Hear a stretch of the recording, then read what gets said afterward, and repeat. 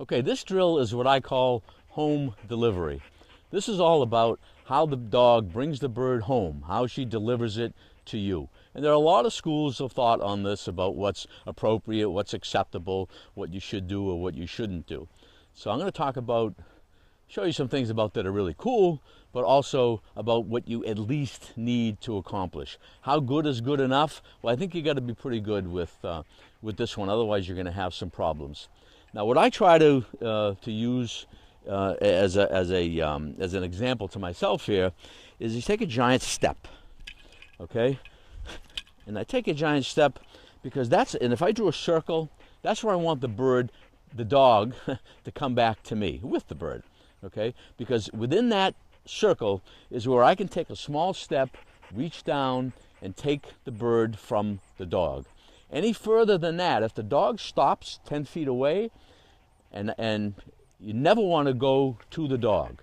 You never want to go to the dog to get the bird, because especially a young dog, and especially a dog where you're just doing this, teaching this drill for the first time. Once you start going to the dog's going to think you're playing. Okay, this is, chase and catch kind of a thing. He's going to run after me, I'm going to run away. You definitely do not want that to happen.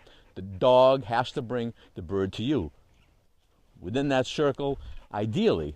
Now that's the dog kind of at the beginning isn't what they want to necessarily do. I've had a dog who would come out of the water as soon as she stepped on land. She'd stop, shake, sometimes drop the bird. Not a good thing. A lot of times when you're hunting, those birds aren't dead. They're coming back, they've been wing shot. And if the dog drops the bird, I've had it happen, you may have had it happen as well. Dog gets in a creek, the bird gets in a creek, back in the water, gone, dog can't find it. The dog should never ever drop the bird until it comes back to you.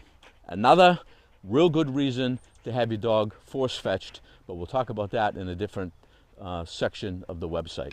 So how do you want the dog to bring the bird back to you? Do you want it to sit at your side? How do you want her to carry it and bring it back to you? Fetch it. Okay, this is the coolest delivery. Heel, heel, heel. And what the pros all prefer, good girl, is for the dog to bring the bird around your backside, come sit at your left side, sit, stay, and hold the bird until you take it. Now that's pretty. Does that always have to happen? Up to you. How good is good enough? You want to impress your friends? Teach her to do that. But as long as it comes within that circle, I'm good. If she brings back the bird and hands it to me that way, as long as she holds the bird, doesn't drop the bird, force fetch.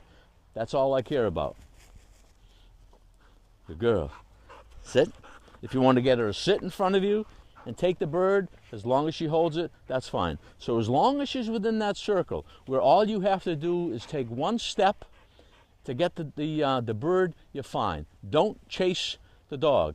And one other thing about that, if the dog stops, and you should have done this as a puppy anyway, if the dog, good girl, if the dog stops before it gets to you, run away from it, because then it'll chase you. That's how you encourage the dog not to stop short distance, coming out of the water.